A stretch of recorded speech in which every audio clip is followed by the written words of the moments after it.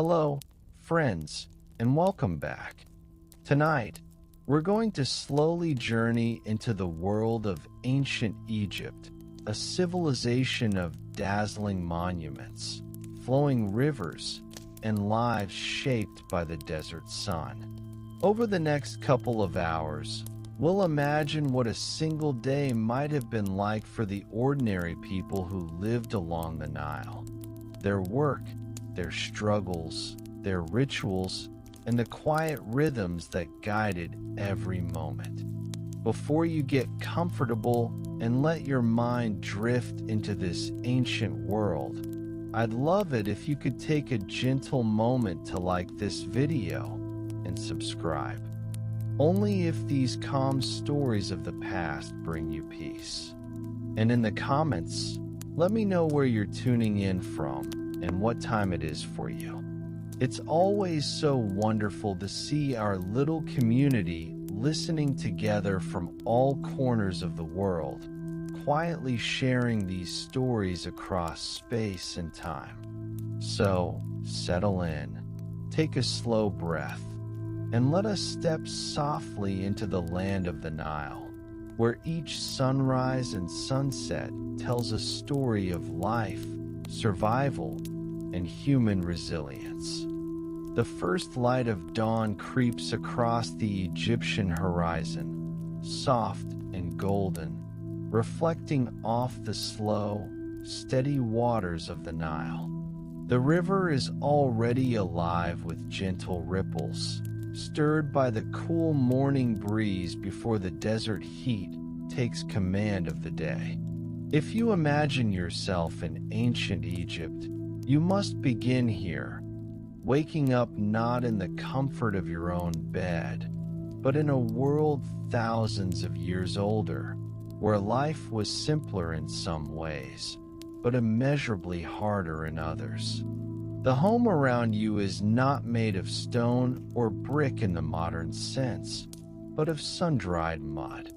Mud brick houses were the backbone of Egyptian life, built from the very soil of the Nile, shaped by hand, and baked under the same scorching sun that now slips over the horizon. They were practical, cheap, and abundant, but they carried with them their own flaws.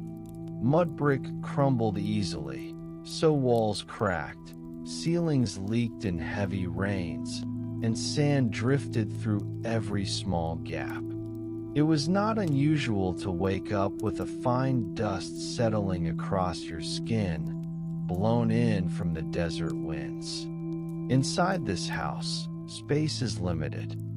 Families lived close together, sometimes with 3 generations under one roof. Privacy, in the way we think of it today, barely existed. The room where you sleep is shared, the floor mats laid close together, woven from reeds or stuffed with straw. They are hard, lumpy, and scratch against your skin. For the wealthiest households, there might be a simple wooden frame with cords stretched across it to form a bed, but for most Egyptians, the ground was the place of rest. You might wake with an ache in your back or stiffness in your neck, a discomfort that was simply a part of daily life. Your blanket, if you had one, would be thin linen, cool during the night but useless against the chill of desert evenings. In summer, the heat was overwhelming, and many Egyptians chose to sleep on the flat roofs of their houses instead, under the open night sky. Yet even there, sleep was not always peaceful.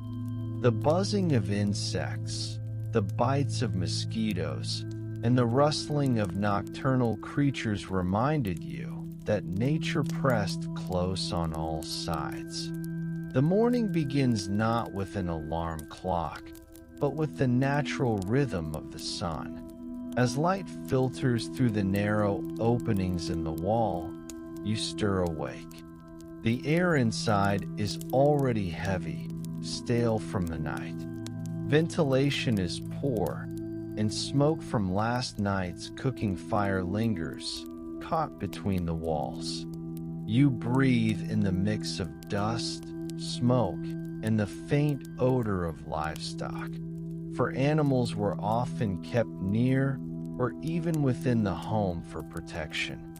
Goats, chickens, or even a donkey might share your living space, their bleats and movements interrupting the stillness of dawn. As you sit up, stretching your weary limbs, you notice the ever-present itch of lice. Bed mats are not only rough, they are havens for insects. Fleas and lice were constant companions in Egyptian households. Combs carved from wood or ivory existed, yes, but they could only do so much. Hygiene, by modern standards, was rudimentary, and many ailments of the skin were accepted as unavoidable burdens. Stepping outside, the world is already stirring. The streets of your village are narrow, uneven, and coated in dust. They smell faintly of earth, animals, and the faint sweetness of bread being baked in communal ovens. Women carry jars balanced on their heads, beginning the long journey to fetch water. Children, still sleepy-eyed, are sent on errands. Men prepare for a day in the fields or workshops, their tools slung over their shoulders. Life begins early in ancient Egypt because the sun dictates the pace. The cooler hours of the morning are precious, and every moment wasted means harsher labor later in the sweltering heat. But before work, there are tasks that must be done. Water is essential, and in a world without taps or plumbing, fetching it is an effort. If your household is close to the Nile, you may walk down to its banks, where the river laps steadily against the reeds. If not, you must rely on a nearby well or irrigation canal. Either way, it means carrying heavy clay jars, filled and lifted on his shoulders or balanced carefully on heads. The water is not clean by modern standards. The Nile, though sacred and life-giving, is filled with silt, animal waste, and invisible parasites. Drinking it unboiled means inviting sickness, yet there is no alternative. For Egyptians, the river is both salvation and danger, the thread of life and the source of disease. Washing in the morning is a ritual of necessity rather than comfort. Water is scarce and precious, so bathing in the way we imagine today is rare. Instead, Egyptians rubbed their bodies with natron, a naturally occurring salt collected from dry lake beds. Natron dried sweat and masked odor, but it also stung the skin and left it raw. For the wealthy, perfumed oils softened the effect, but for the poor, it was an abrasive routine endured daily. Imagine starting your morning not with a refreshing shower, but with a handful of coarse salt, gritty and stinging against already sun-cracked skin. As you prepare for the day, clothing is simple.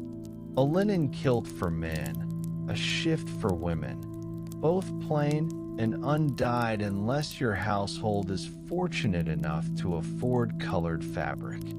Linen, though light, can be itchy, and without undergarments, it rubs directly against the skin. Sandals exist, but many go barefoot, their feet toughened by years of walking on hot ground. Each step outside means facing stones, thorns, and the burning sands of the desert paths. Inside the household, chores are already beginning. Grain must be ground for bread, and this is the task of women, bent over heavy stones, hour after hour. The sound of grinding echoes across the village, a steady rhythm that begins with the rising sun and continues until the dough is ready. It is grueling work, and it wears down not only the body but also the teeth, for the flour is filled with tiny particles of stone from the grinding process. Every bite of bread slowly erodes enamel, leading to the toothaches and abscesses that plagued Egyptian mouths. Breakfast is modest, coarse bread, perhaps dipped in beer, the sour drink made from barley, thick and cloudy, with bits of grain floating in it. It is filling but far from refreshing. Fresh fruits or vegetables are rare in the morning, and meat is an uncommon luxury reserved for festivals or wealthier households. The diet sustains life, but it is repetitive, heavy, and hard on the body. As the sun rises higher, the heat builds. The air thickens, pressing down with the weight of the desert's dry breath. Flies swarm, landing on eyes and lips, impossible to keep away.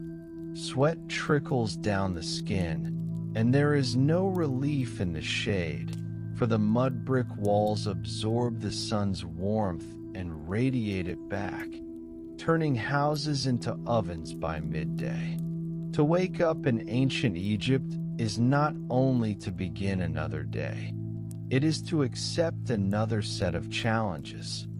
From the first breath you take in the dusty air, from the first sip of water drawn from the river, survival is a constant negotiation with the environment. The Nile gives life, but it demands endurance. The desert offers beauty, but it punishes weakness. And the rhythm of the sun dictates every action, every choice, every step that follows. For us, waking up is routine. For the ancient Egyptian, it was the beginning of another struggle, a reminder that life here, though rich in culture and faith, was also harsh, demanding, and unforgiving. And if you were to wake up there, even for a single day, you would quickly realize that the comforts of our world, clean water, soft beds, privacy, and safety, are luxuries that would have seemed unimaginable to those who rose each morning by the banks of the Nile. When we imagine life in ancient Egypt, the first images that come to mind are often grand. Towering pyramids, golden tombs, or hieroglyphs carved deep into temple walls. But for the ordinary Egyptian, life was defined not by monuments, but by meals, by the struggle to find food, prepare it, and live with the consequences of what was eaten every day. In many ways, survival itself came down to the simple question: what did you have to eat, and was it enough? If you were to sit down for breakfast in ancient Egypt, you would quickly discover how different it was from the meals we know today. Gone are the fresh fruits stacked on a kitchen counter, the hot drinks brewed in a moment, or the variety of flavors we take for granted. Instead, breakfast in this world was plain, heavy, and unchanging. Almost every morning began with two staples, bread and beer. These were not just foods, but the very foundation of Egyptian life, eaten daily, consumed by all classes, and central to the culture in a way we can hardly imagine now. The bread was coarse, dark, and often hard. It was made from emmer wheat or barley, ground by hand on stone querns. This grinding was laborious and exhausting, performed mostly by women who spent hours every day bent over heavy grinding stones. Their backs ached, their arms strained, and their hands grew calloused from the constant pressure. The result was flour, but it was never pure. The grinding stones shed tiny particles of sand and stone into the flour, so each loaf carried with it a hidden enemy. Over years, this grit wore down teeth, grinding enamel until mouths were filled with cavities, abscesses, and constant pain. To bite into Egyptian bread was to eat not only grain but stone dust, slowly destroying one's own teeth with each meal. Yet bread was essential. It filled the stomach and gave the energy needed for hard labor in the fields or at the construction sites. Loaves came in many shapes: round, triangular, or even animal-shaped for offerings. But for the average person, it was simply sustenance, not luxury. Flavor was limited. Sometimes honey, dates, or herbs were added, but most often it was plain, a dense loaf that must have felt more like chewing a rock than enjoying a meal. And then there was beer. Egyptian beer was not the golden, frothy drink we know today. It was thick, cloudy, and sour, more like a fermented porridge than a refreshing beverage.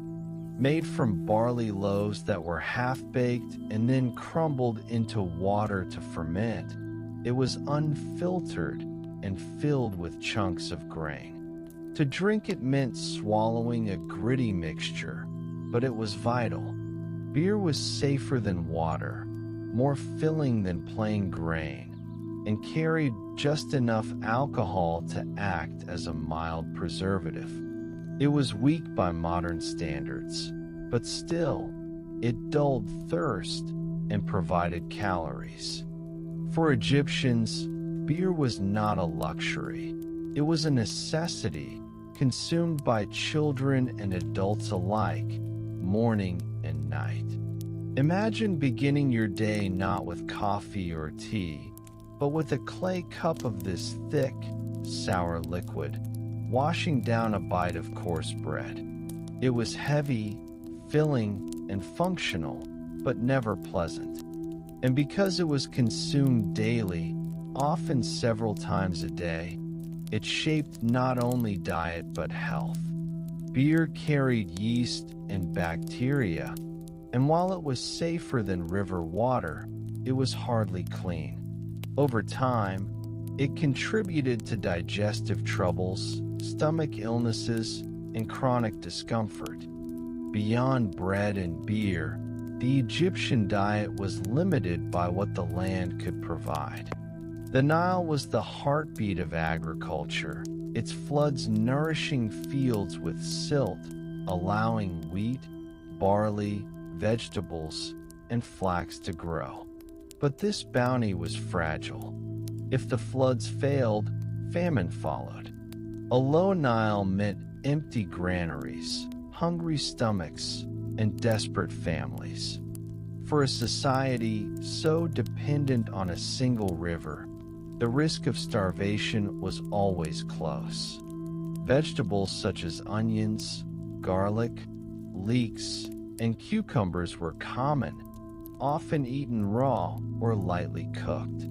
They added flavor, but they too came with risks. Without refrigeration or modern hygiene, vegetables carried dirt and bacteria. Meat, for most Egyptians, was a rarity. The wealthy might enjoy beef, lamb, or poultry, but ordinary people relied on fish from the Nile, fish that carried parasites invisible to the eye. Eating it meant taking in worms that lived in the body, weakening it over time. The very river that sustained Egyptian life also carried sickness in every sip and bite. Fruits were a luxury of season. Dates, figs, and melons appeared at certain times, sweet and refreshing, but never abundant enough to be daily fare for the poor. They were treasured treats, reminders of the Nile's occasional generosity. Honey, too, existed, collected from hives tended by skilled keepers, but it was rare and expensive. Most sweetening came instead from dates, mashed and added into mixtures to take the edge off the bitterness of beer or the dryness of bread. Salt was used not only to flavor food, but to preserve it. Dried fish, salted meat, and pickled vegetables allowed Egyptians to store food for longer, but this meant much of their diet was heavy, salty, and harsh. Combined with a hot, dry climate, salt only increased thirst, driving people back again and again to beer or unsafe river water. Cooking itself was a smoky affair. Fires burned inside homes or small courtyards, fueled by wood or dried animal dung. The smoke filled the air, clinging to walls and clothes, stinging the eyes. Meals were prepared in clay ovens or pots, simple and functional, but the constant presence of smoke made kitchens dark, acrid places. For those who cooked daily, the lungs carried the weight of it, leaving coughs and chronic illness in its wake. Food was also vulnerable to pests. Grain stored in jars or granaries attracted rats, mice, and insects. Without modern pest control, contamination was constant.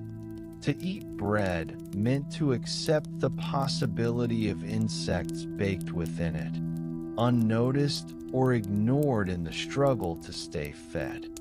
To drink beer meant swallowing whatever floated within it. Food was not wasted.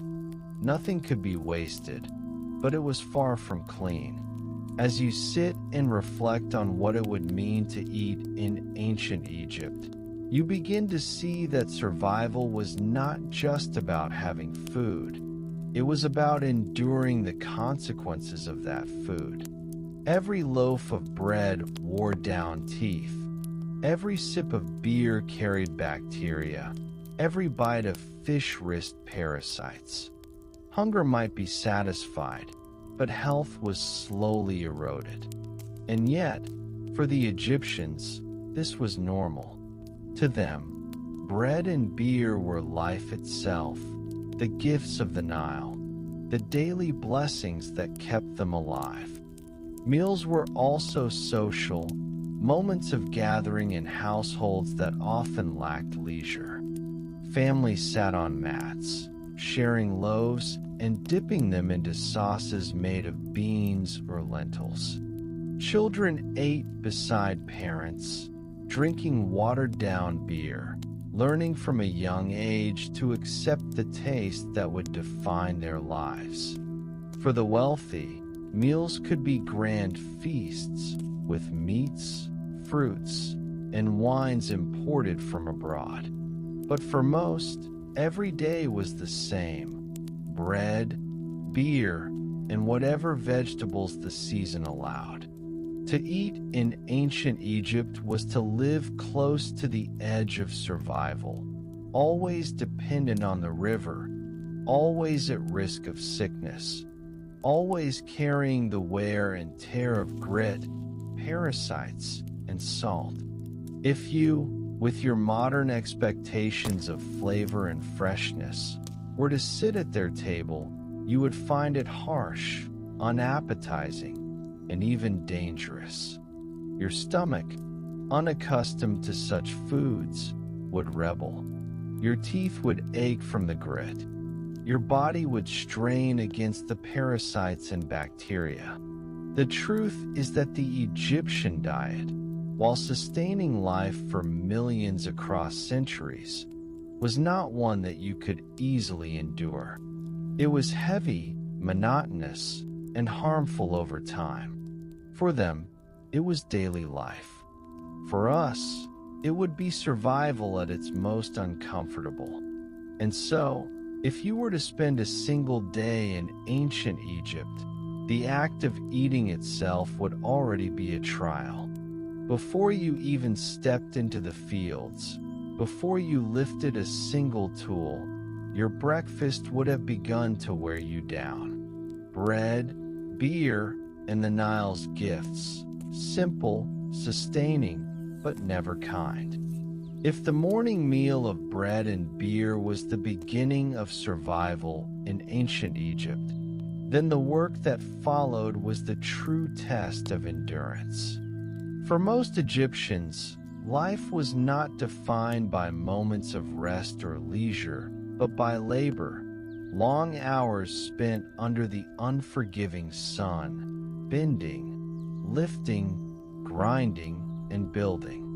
From the farmer in his field to the woman at her grinding stone, from the servant running errands to the mason cutting stone for temples, daily life was an endless rhythm of toil.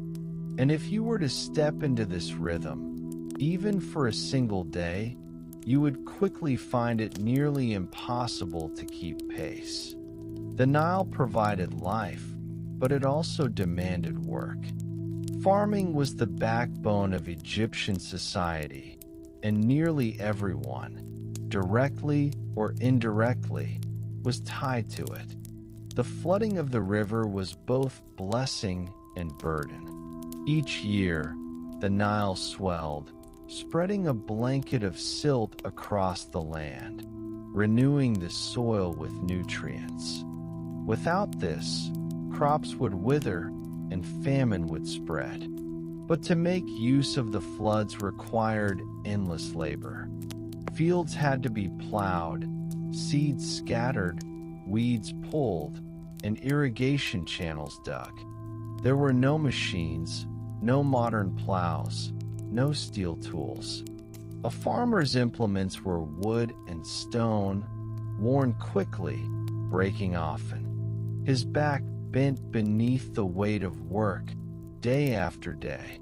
Imagine the posture of the farmer, crouched low, bent at the waist, hours upon hours of repetitive motion. His hands are calloused, fingers cracked, nails worn thin. The sun beats upon his shoulders, burning skin that has already grown dark and leathery from years of exposure.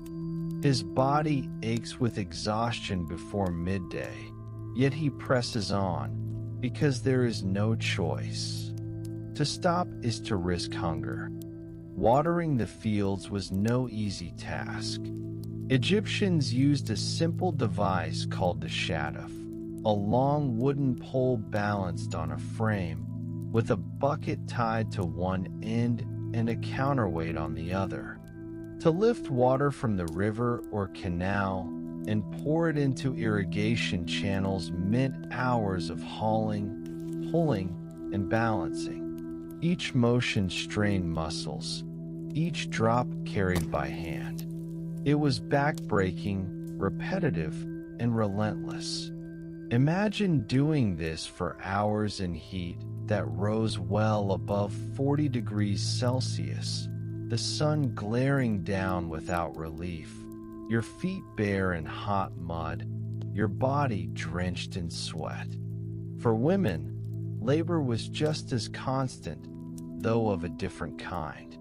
The grinding of grain, begun at dawn, continued for hours, producing flour for bread. This task, though done at home, was no less exhausting than field work.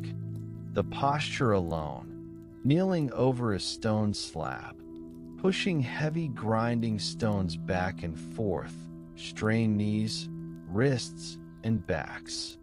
Archaeologists have found skeletal remains of Egyptian women with joints worn smooth, spines bent, and bones deformed from this lifelong burden. To grind grain was not a task done once or twice a day. It was continuous, feeding not only your own household, but often extended family and neighbors. In addition to grain, women carried water, tended gardens, raised children, wove linen, and prepared meals. Each task was manual, slow, and heavy. There were no shortcuts, no machines to ease the load.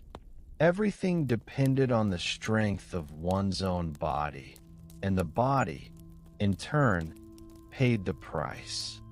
Beyond the home and fields, labor also built Egypt's monuments.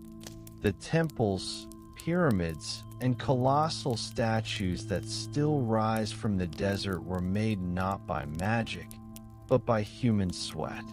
To be conscripted for state projects was a reality for many men, especially during times of grand construction. Imagine hauling massive blocks of limestone, each weighing tons, across sand on wooden sledges. Imagine dragging them with ropes, side by side with hundreds of other laborers, the overseer's whip cracking in the hot air. Stonecutters worked in quarries, chiseling day after day. The dust filled their lungs, coating their throats, leaving them coughing and wheezing. Their hands blistered from tools. Their muscles ached from swinging heavy hammers. Injuries were constant: cuts, bruises, broken bones.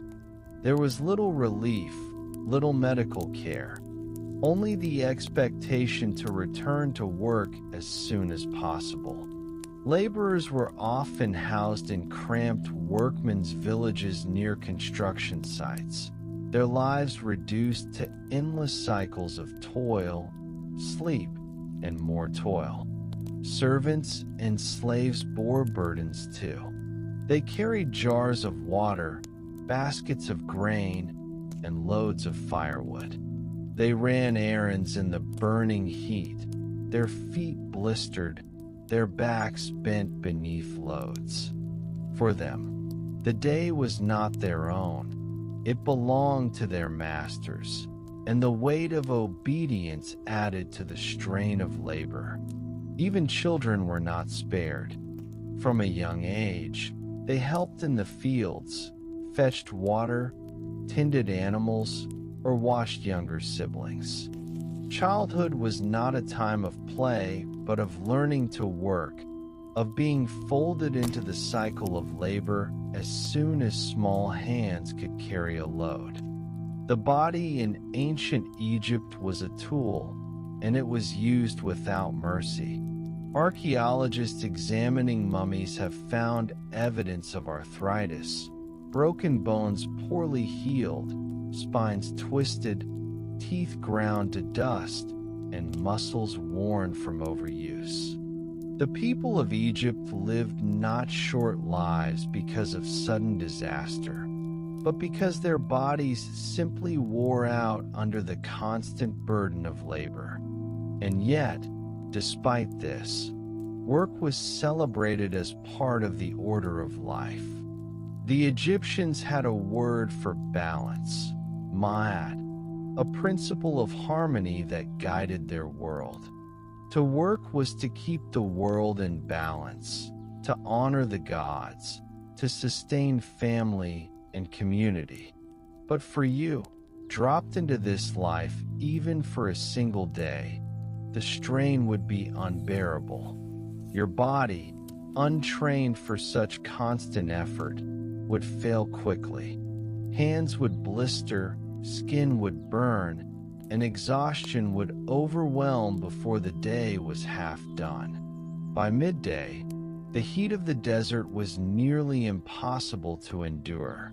The sun hung high, a merciless eye, and the air shimmered with heat. In the fields, farmers rested only briefly, drinking beer or water from jars carried with them. There was no shade except what a palm tree or mud brick wall might offer, and even then, the heat lingered. Sweat poured, clothes clung, flies swarmed. And yet, work continued because it had to. Even in the home, the labor did not stop. The fires needed tending, meals needed preparing, children needed watching. A woman's hands might be raw from grinding grain in the morning, only to be scalded by hot pots in the afternoon. There was no moment when work was truly finished, only pauses between one task and another. If you think of your own day, the moments of rest you take without noticing, the chair you sit on, the glass of cool water you drink, the machine that cooks or cleans for you, you begin to understand how different life was. In ancient Egypt, there was no rest in convenience. Every small thing demanded effort. Every comfort was purchased with sweat. As evening approached, the burden did not fully lift. Animals needed feeding, tools needed mending, fires needed stoking. The body, already heavy with fatigue, pressed on through final tasks. And when at last the sun set and darkness fell, it was not true rest that followed, but the knowledge that the cycle would begin again at dawn. To live in ancient Egypt was to live within labor, to have it mark every hour of every day. There were festivals, yes, and moments of joy, but the ordinary rhythm was one of work, endless and heavy. And if you were placed into that rhythm, into the ceaseless demands of fields, kitchens, quarries, and workshops, you would find that survival itself was a burden too heavy to bear.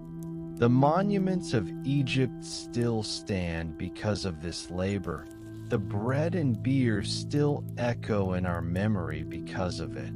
The stories of gods and kings still reach us through it. But beneath the glory, beneath the beauty of temples and the grandeur of pyramids, lay the tired bodies of men and women, bent beneath the weight of daily work. For them, it was life. For us, it would be exhaustion beyond endurance. And so, as you imagine stepping into their world, you begin to see why you would not last even a single day. For in ancient Egypt, the very act of living was labor, and every breath, every step, every grain of wheat ground into bread was paid for with sweat, fatigue, and the endless burden of the human body.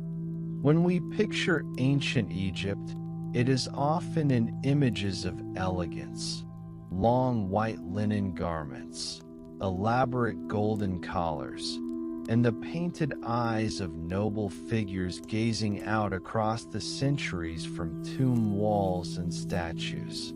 And in truth, clothing and appearance mattered a great deal to the ancient Egyptians. But when you step closer into the lived reality of an ordinary day, those graceful garments were less about luxury and more about survival in a harsh climate. The desert sun, the blowing sand, the swarms of insects, and the endless dust of the Nile Valley all pressed in upon daily life. Every choice of fabric, every ritual of washing or anointing, every application of scented oil or kohl around the eyes was a small battle against the environment. To survive a single day in ancient Egypt, you would have needed to adapt not only your stomach and body, but also your skin, your clothing, and even your senses. Let us begin with the most universal garment of ancient Egypt, Linen. Derived from the flax plant, linen was almost the only fabric available. Wool existed, but it was considered ritually impure and rarely worn. Cotton had not yet arrived, so it was linen, cool in the heat, lightweight, and easy to weave, that covered the bodies of kings and peasants alike. For the ordinary laborer, this meant a simple kilt tied around the waist, or sometimes little more than a strip of cloth, leaving the chest bare to the sun. For women, the most common dress was a sheath, a tube of linen held up by shoulder straps. If you are imagining crisp, clean white fabric, think again. The linen of everyday life was coarse, often yellowed with age, patched, and reused. Only the wealthy could afford fine, almost transparent linen. The rest of society made do with rough cloth that chafed at the skin and did little to soften the weight of heat and dust. And here, another difference from modern expectations quickly emerges. Most Egyptians went barefoot. Sandals of woven reeds or leather existed, but they were costly and wore out quickly on the rough ground. Many peasants, children, and even adults spent their lives with bare feet hardened by the burning earth of the fields and streets. You, stepping into this world, would find each stride painful. The hot sand would sting, the rough stones would cut, and parasites lurking in wet soil might find easy entry through small wounds. To an Egyptian, hardened feet were normal. To you, it would be agony. Even the garments that did exist were a constant struggle to keep clean. Soap, as we know it, did not exist. The Egyptians cleansed themselves by washing with water from the Nile or with natron, a naturally occurring salt that scoured but also dried and cracked the skin. Imagine the discomfort of skin constantly exposed to the sun, scoured with harsh salt, and then left to dry in the desert air. To ease this, the Egyptians turned to oils and fats. Men and women alike rubbed themselves with animal fat or vegetable oils, sometimes scented with herbs or resin. The fragrance masked sweat, the oils soothed cracked skin, and the sheen gave the body a certain luster. Yet for you, and used to such practices, the constant greasiness might feel suffocating. Hair presented its own trials. In the heat of Egypt, lice and fleas were common, and one of the simplest ways to combat them was to shave the head. Many Egyptians, particularly men and children, kept their scalps bare and covered them with wigs for comfort or ceremony. These wigs, crafted from human hair or plant fibers, could be simple or elaborate, but they carried their own weight and heat. For the wealthy, they were perfumed and carefully maintained. For the poor, a shaved head alone had to suffice. Women too sometimes shaved their heads, though many kept their natural hair, oiled and braided. To you, such an environment would feel harsh, your scalp exposed to the burning sun or else trapped beneath a heavy wig. The eyes, so often highlighted in Egyptian art, were not only a matter of beauty but of protection. Around them, both men and women applied kohl, a dark powder made from ground minerals. This thick black line, sweeping from the eyelids outward, served as both ornament and shield. It reduced the glare of the desert sun, much like modern sunglasses, and it repelled flies that swarmed along the Nile. Without it, your eyes would burn, your vision blur, and insects torment you. With it, however, you would feel the constant weight of gritty powder on your skin, a substance that might itself cause irritation or even poisoning if used in excess. Survival required such compromises. Fragrance, too, was a tool against the harshness of daily life. In a world without deodorant or modern perfumes, the smell of sweat, oil, and the Nile's damp air lingered everywhere. To mask this, the Egyptians developed cones of scented fat, placed atop the head during feasts or ceremonies. As the evening wore on, the fat would slowly melt, releasing perfume and coating the hair. Imagine yourself at such a gathering.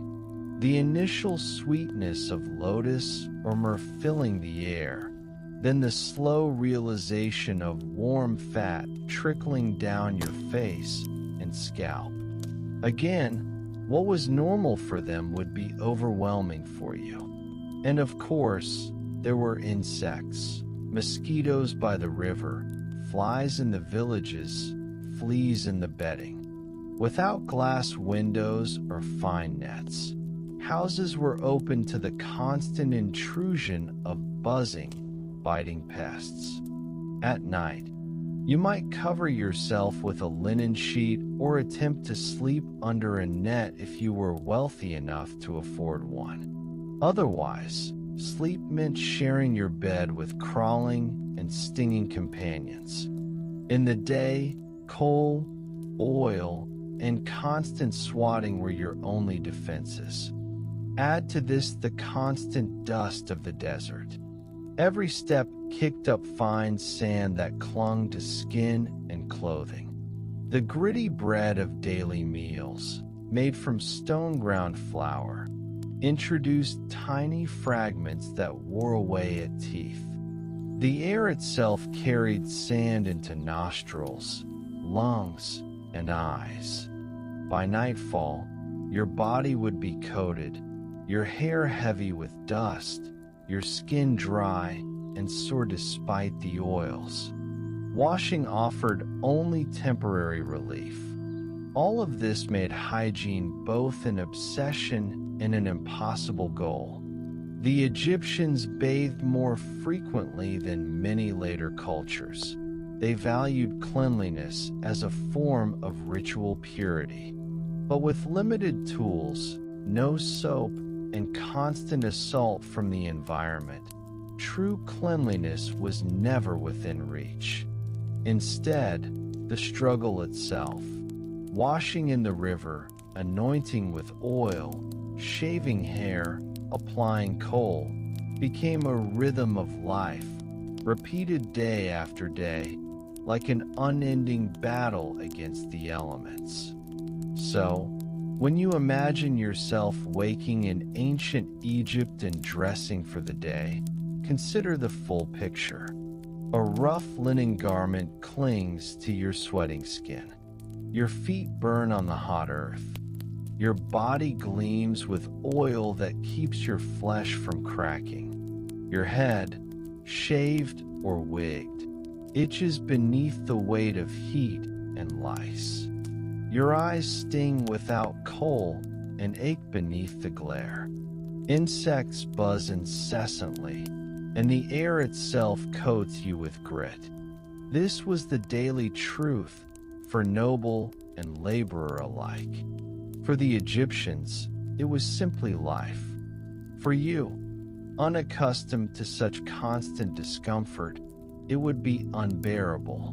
And yet, in their careful rituals of washing, oiling, shaving, and adorning, the Egyptians found beauty and order. They transformed survival into ceremony, necessity into culture. But if you were suddenly thrust into their world, This balance of hardship and elegance would overwhelm you long before the day had ended. Imagine again that you are living in ancient Egypt, where the rising sun gleams on the surface of the Nile, but behind the calm beauty lies an environment filled with hidden dangers. To our modern eyes, Egypt looks timeless, its golden sands and slow-moving river etched in memory as serene and eternal. But for those who lived here thousands of years ago, survival was a daily battle against disease, parasites, and the fragility of the human body in a harsh and unforgiving climate. The ancient Egyptian body carried burdens we can scarcely imagine today. Though their art shows proud figures in crisp linen and smooth skin, the reality beneath the paint was far less idealized. Imagine waking in the morning with aching teeth, your gums swollen and infected, or your stomach churning from parasites that lived invisibly in the food and water you consumed. Life expectancy was short. Many Egyptians were fortunate to see their 40s. And while their civilization produced astonishing feats of architecture, art, and writing, their medical knowledge was still woven tightly with superstition and guesswork. The Nile gave life to Egypt, but it also carried sickness. Stagnant pools along the river's edge bred parasites and insects.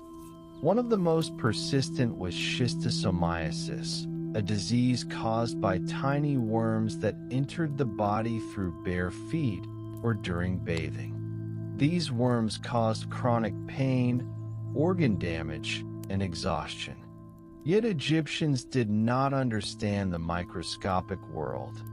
To them, the body was a vessel that could be invaded by spirits, cursed by gods, or upset by the movements of unseen forces. Malaria also plagued the population. Mosquitoes thrived in the wetlands created by the Nile's yearly floods, spreading fevers that burned through villages. Without effective remedies, sufferers endured shivering nights and delirious days, often losing their lives to repeated bouts. To an ancient Egyptian, these invisible enemies were expressions of divine will, punishments or tests set by higher powers. Another source of constant misery lay hidden in the very bread that sustained them. Egyptian bread, baked from emmer wheat, was ground on rough stone querns. Over time, grains of stone dust mixed into the flour. Eating this bread slowly ground down teeth, creating deep grooves, cracks, and infections. Skeletal remains show extreme dental wear. Even in young adults, teeth were often reduced to stubs, abscesses ate into the jaw, and constant pain was a fact of life.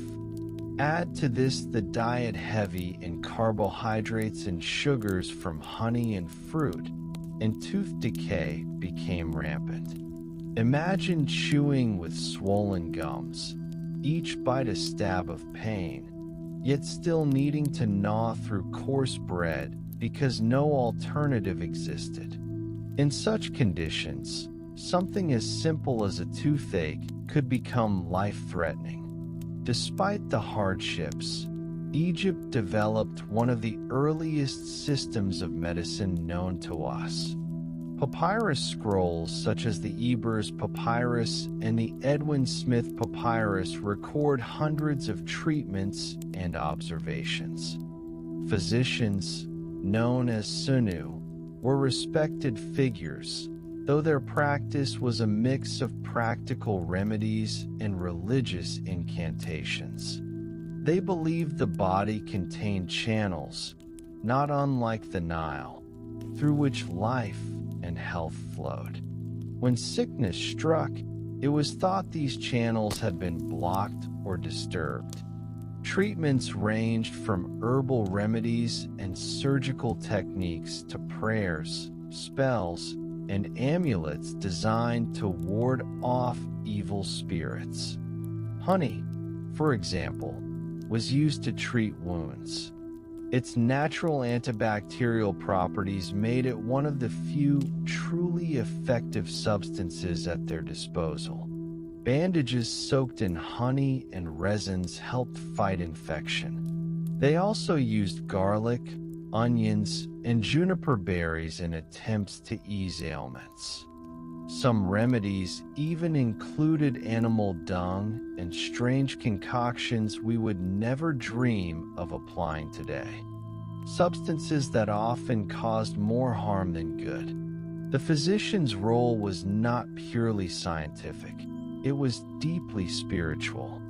Healing often involved invoking gods such as Sekhmet, the lion-headed goddess associated with both disease and protection, or Thoth, the god of wisdom. Spells were recited alongside medicines, for sickness was as much a battle against the supernatural as it was against the body's weakness. Imagine lying ill in a dark, mud brick house, the air thick with the smell of incense. A healer mutters words in ancient Egyptian, calling upon divine powers as he applies a poultice of herbs to your wounds. You do not know if the relief you feel comes from the medicine, the magic, or simple faith, but for many, that distinction did not matter. Hope itself was a form of healing. Particularly perilous was childbirth. For women, pregnancy carried enormous risks. Midwives assisted with deliveries, often aided by protective spells and charms, but infection, hemorrhage, and complications claimed many lives. High infant mortality meant that mothers often bore many children, knowing only a few would survive into adulthood. Even in the earliest years, disease stalked the young. Smallpox, measles, and respiratory infections were common. Malnutrition and parasites weakened growing bodies. For a modern listener, it is sobering to realize that what we now treat with vaccines or simple antibiotics could mean death in ancient Egypt. Work itself was a source of constant strain on the body. Farmers, stonecutters, and builders suffered from broken bones, dislocated joints, and damaged spines. Archaeological remains show healed fractures and arthritis in people who lived grueling lives of repetitive labor. Yet somehow they endured, their bodies bearing scars that tell silent stories of survival against the odds. For those injured, treatment might involve splints made from wood or reeds, secured with linen. Surprisingly advanced surgical methods appear in the Edwin Smith Papyrus, which includes instructions for treating fractures, wounds, and even dislocations. Still, without anesthesia or antiseptics, every procedure was painful and risky. Many must have died from shock, blood loss, or infection. Beyond medicine, protection was sought through charms and rituals. Amulets shaped like the eye of Horus, scarab beetles, or small figurines of gods were worn to safeguard health. Dreams were interpreted as signs of coming illness or recovery. Priests and magicians offered spells to drive out demons believed to cause disease. The intertwining of magic and medicine may seem strange to us, But in a world where the causes of illness were invisible, it offered comfort. For the ancient Egyptians, healing was not just physical, it was spiritual, emotional, and symbolic. Ultimately, life in ancient Egypt was fragile. Few lived past middle age.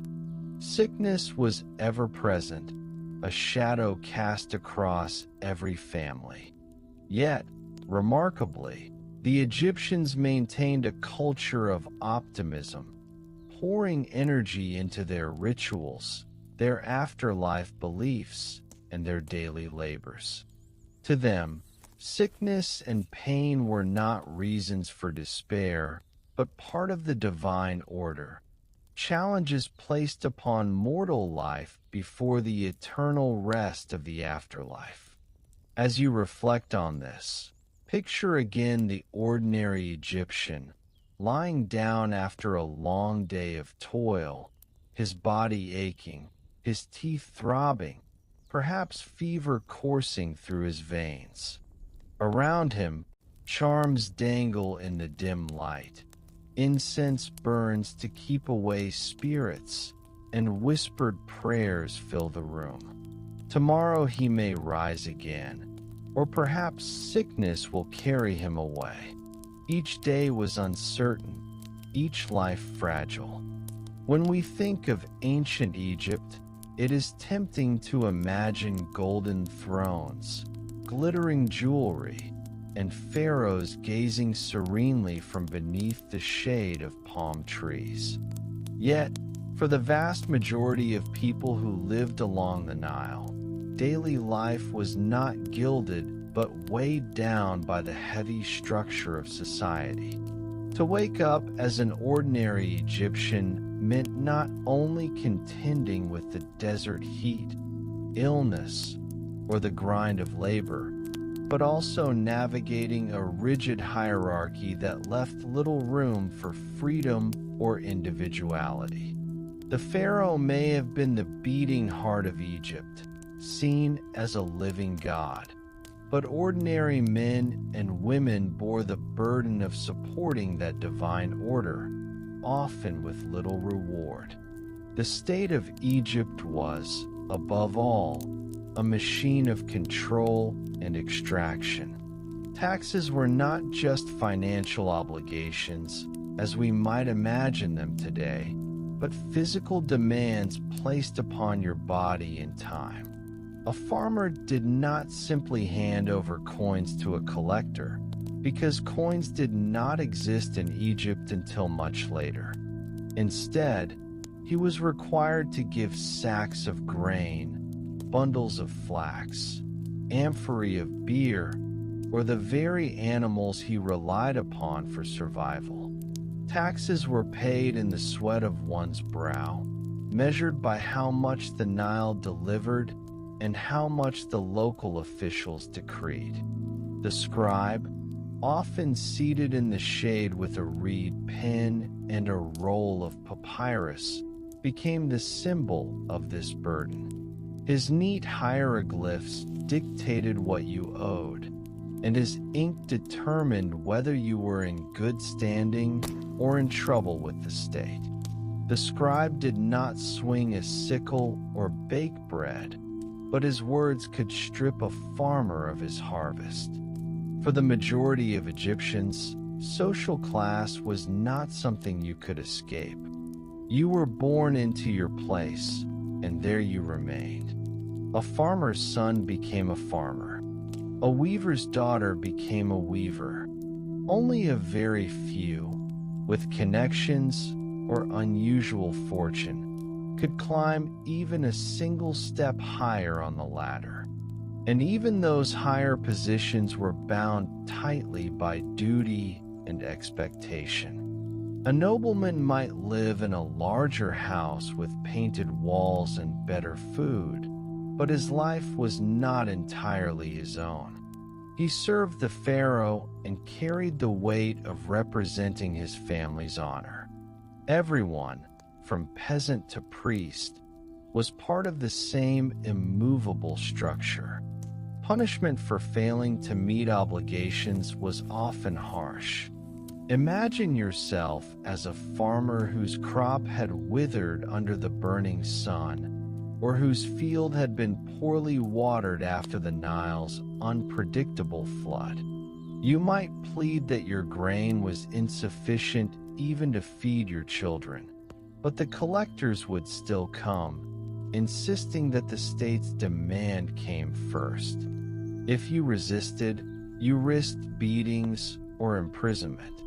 Records carved and written long ago speak of farmers whipped for hiding food, or of families stripped of their goods and left destitute. The system was designed to ensure the wealth of temples and officials, not the comfort of ordinary households. And yet, Egyptians were not simply cogs in a wheel, they were also believers. The hierarchy was justified through religion, which offered comfort but also reinforced the structure. To resist the pharaoh was to resist the gods themselves, for he was seen as divine. The temples were not merely places of prayer, but centers of administration and economic power. Temples owned land, collected offerings, employed priests, and held vast storerooms filled with the produce of ordinary people's labor. A peasant standing in awe of a towering stone temple might feel reverence, but also the quiet sting of knowing his own work had contributed to building and maintaining that sacred monument. The household itself was shaped by this social order. Marriage was less about romance than about continuity. Families arranged unions to strengthen ties, preserve property, and ensure that someone would care for aging parents. A woman might marry young, perhaps barely into her teens, while a man might already be seasoned with years of labor. Love did exist. There are poems from Egypt that sing beautifully of affection and longing, but the framework of marriage was still bound by duty and necessity. Children were cherished, yet they too carried expectation, becoming hands to help in the fields or apprentices to learn a craft. Childhood, as we imagine it today, was brief. Women held a curious position in Egyptian society. In law, they had more rights than in many other ancient cultures. They could own land, bring legal cases, and inherit property. But in practice, most women lived their lives under the authority of fathers, husbands, or masters. The ideal was for women to manage the household, grinding grain, weaving linen, caring for children, and preparing food. These tasks were backbreaking in their own way, demanding constant effort. And for poorer families, women worked in the fields alongside men, enduring the same burning sun and endless toil. Servitude and slavery added another layer to this structure. While Egypt did not rely on slavery to the same degree as later empires, it was still present. War captives, debtors, and the children of the enslaved could be bound into lives of service. Some were forced to labor in quarries, hauling heavy blocks of stone. Others worked in households, tending to the needs of wealthier families. To be enslaved was to exist at the mercy of another, with little chance of freedom. For those who lived under such conditions, survival was often dependent on obedience. The fear of authority was everywhere. Corrupt officials could abuse their power, and there were few protections for the poor. If a scribe claimed you owed more than you truly did, it was nearly impossible to fight back. If a noble accused you of failing in your duties, your voice carried little weight against his. Even the justice system was not truly impartial. It served the maintenance of order, not fairness. Trials could be swift, punishments severe, and appeals rare. But alongside the burdens of authority were also the quiet rhythms of community. Families and neighbors relied on one another, sharing tools, labor, and food when possible. Rituals and festivals provided rare moments of relief, when the hierarchy softened under the music of drums and the taste of shared beer. These small acts of humanity helped people endure a system that often seemed indifferent to their struggles. To imagine yourself as an ordinary Egyptian is to feel that constant weight pressing down. Not just the physical heat of the desert sun, but the social and political heat of obligation. From dawn until dusk, your labor did not wholly belong to you. From the fields to the household, from taxes to religion, you were part of a vast and unyielding structure designed to uphold the pharaoh and the gods. And while faith and tradition offered comfort, they also bound you ever tighter to the hierarchy that defined every breath of your life. It is in this tension between endurance and burden, between faith and exploitation, that the true difficulty of surviving a single day in ancient Egypt becomes clear. Life was not just a matter of surviving the environment, but of surviving the system itself, a system that demanded your work, your loyalty, and often your silence. As the hot sun of Egypt moved across the sky, casting its light over the villages and fields, the daily rhythm of life was never just about food, work, or survival. For the Egyptians, every moment of the day carried a spiritual weight. The land itself was believed to be filled with unseen forces, gods, spirits, and signs. To wake, to eat, to work, and to rest. All were done under the watchful eyes of divine beings who, in the Egyptian imagination, determined the balance of life. Unlike us, who might divide our days into work and leisure, or into the secular and the spiritual, the Egyptians lived in a world where the sacred was constant, and where fear and ritual guided nearly every decision. Inside the home, small clay figures of protective gods might stand quietly in corners. The household relied upon them to shield against misfortune. Taret, the hippopotamus-headed goddess, guarded mothers during childbirth, her squat body and fearsome tusks meant to ward away demons. Bes, the dwarf god with his protruding tongue, was a popular guardian in many households. His wild and almost comical appearance was not meant to amuse, but to frighten away evil. Each morning, a family might leave simple offerings, breadcrumbs, beer, or a flower, in front of these figures, whispering small prayers. For us, such rituals might seem strange. Yet to them, they were as ordinary as brushing one's teeth today. To live without them would be to invite danger. Beyond the household, the great temples dominated the landscape. In towns and cities, they rose up as the very center of communal life. But these were not places where ordinary people simply wandered in and out. Temples were sacred spaces, carefully maintained by priests, and accessible in full only to those trained in ritual purity. The average farmer or craftsman might stand outside, watching the smoke of incense rise into the sky, trusting that the priests inside performed the necessary offerings to keep the gods satisfied. And this was no small matter.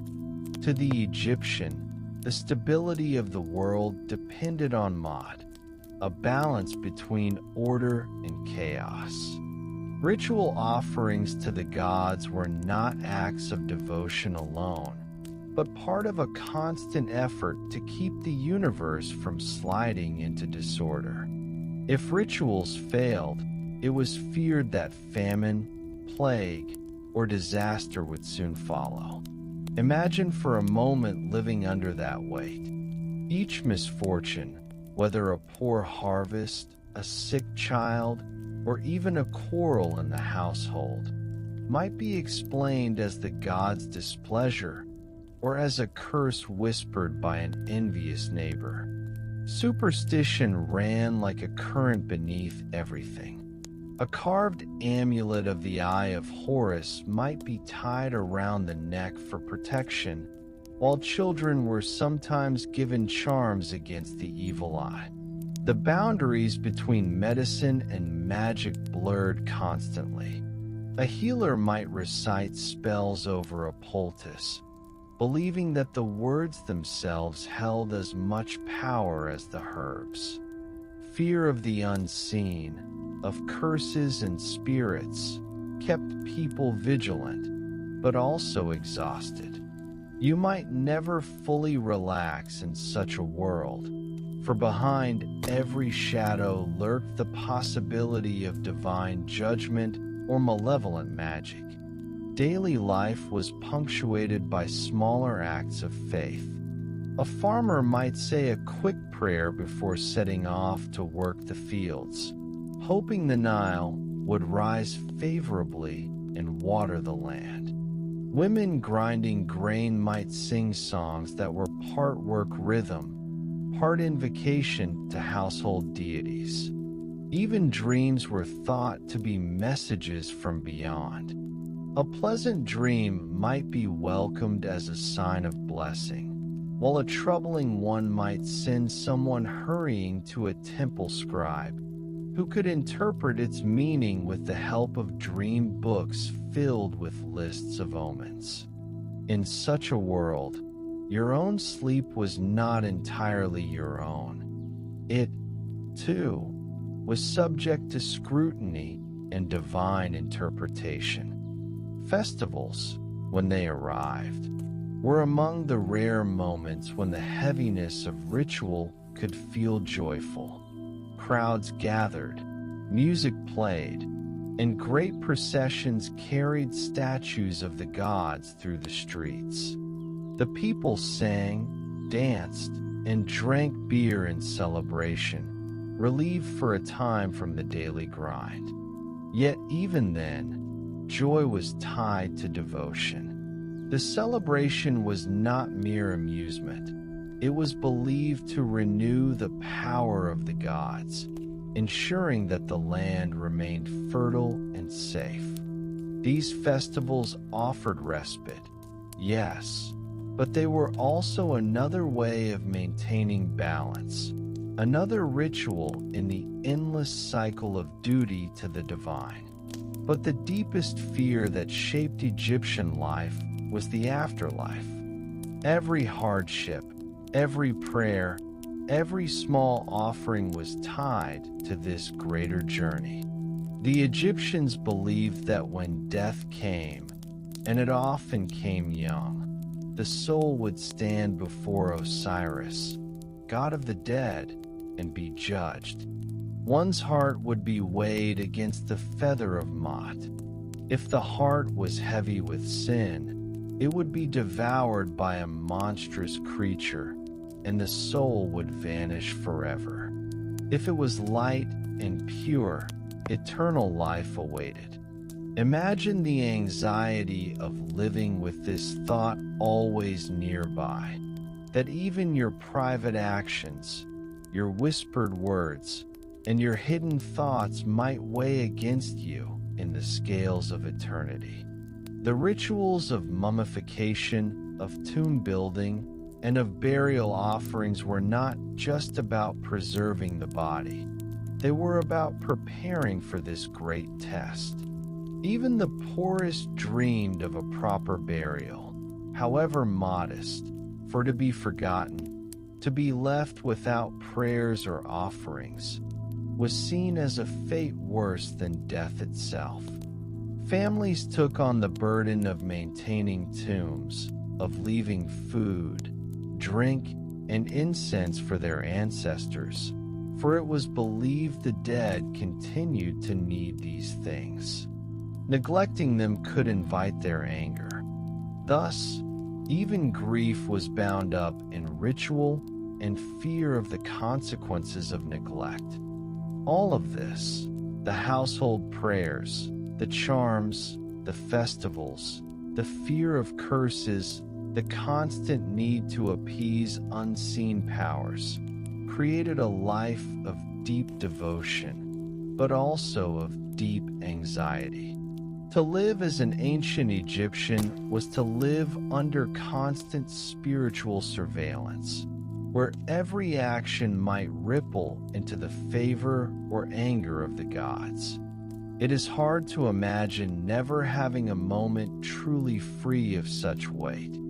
For us, faith might be a choice, something woven into our lives in specific moments.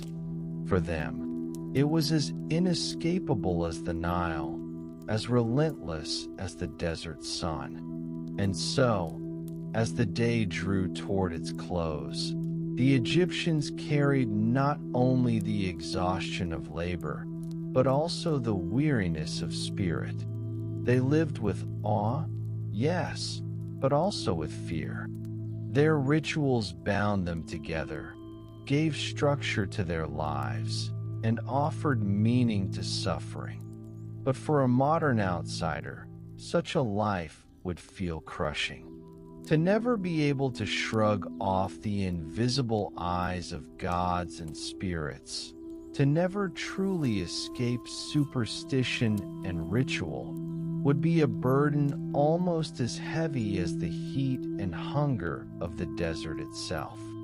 As the sun sinks toward the horizon, painting the Nile in hues of amber and gold, a gentle hush begins to settle over the land.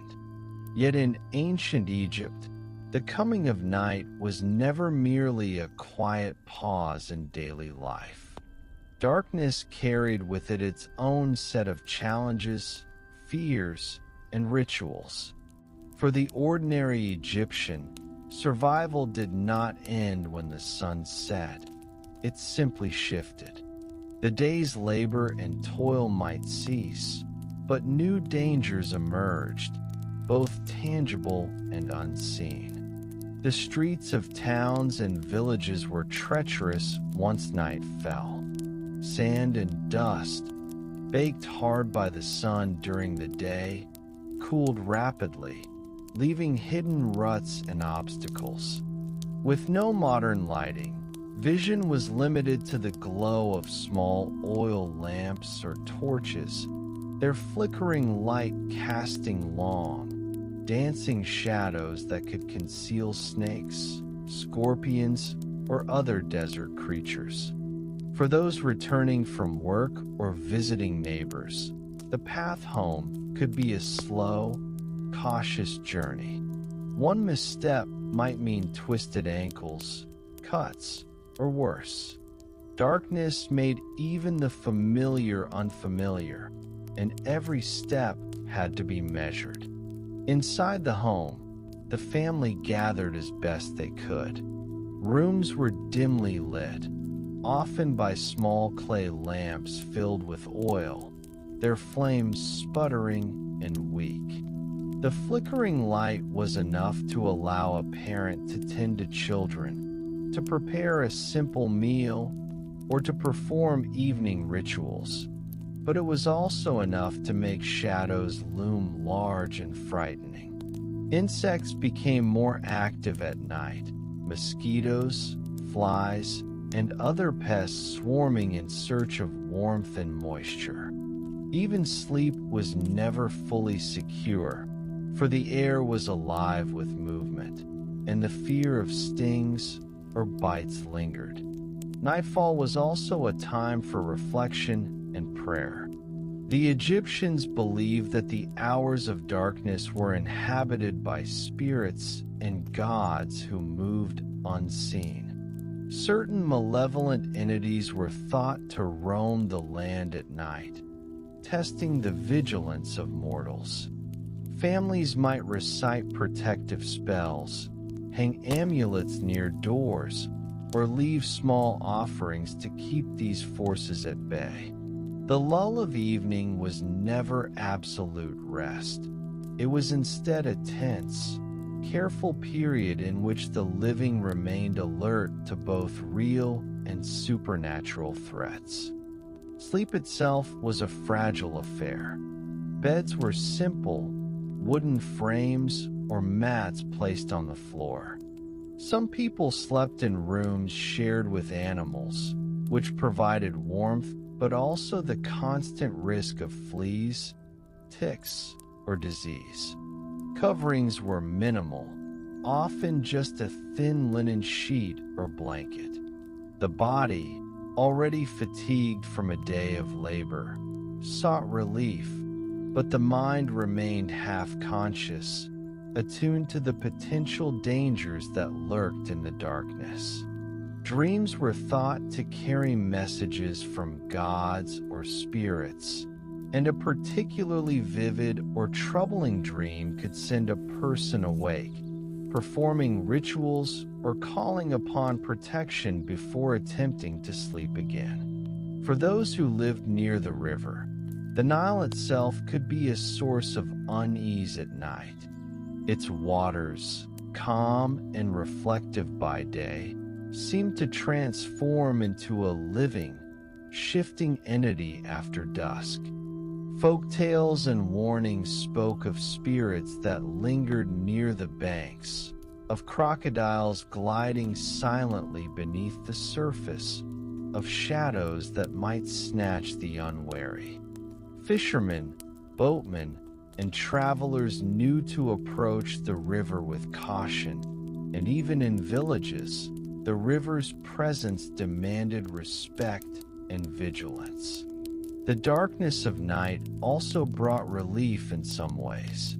The harsh sun's heat faded, giving the body a chance to cool, and the constant glare that strained the eyes and skin dissipated. It was a time when work paused, when children could rest, and when the human body finally sought a brief reprieve from its burdens. Yet even this relief was tempered by the awareness that tomorrow would bring the same relentless labor, the same weight of hierarchy, and the same fragile balance with unseen forces. Night was a temporary shelter, but it was not escape. As families lay down to sleep, the rituals of the day extended into the night. Prayers were whispered to the gods of protection, amulets were placed near the bed, and parents ensured that children were wrapped safely. Fires flickered in small hearths, casting warmth and light, but also shadows that stretched across the walls, reminding all that the night was alive and that vigilance, though wearying, remained necessary. For the modern observer imagining a day in ancient Egypt, the experience of night underscores the fragility and vulnerability of human life at that time. Labor, disease, societal expectations, and spiritual obligations were constant companions by day.